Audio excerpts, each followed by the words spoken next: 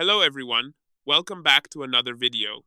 Today, I'll be showing you how to activate Hulu with Max Bundle.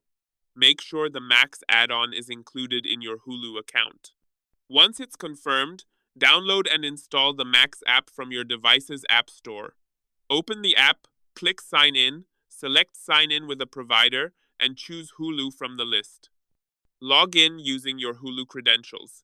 If this is your first time using Max, create a new account.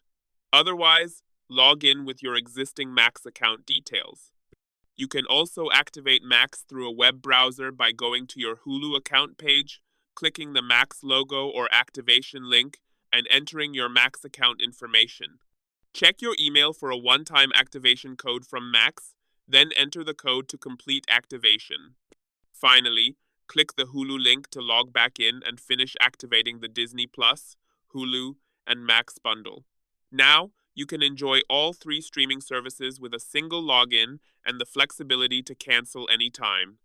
If you found this video helpful, don't forget to like and subscribe. Thanks for watching.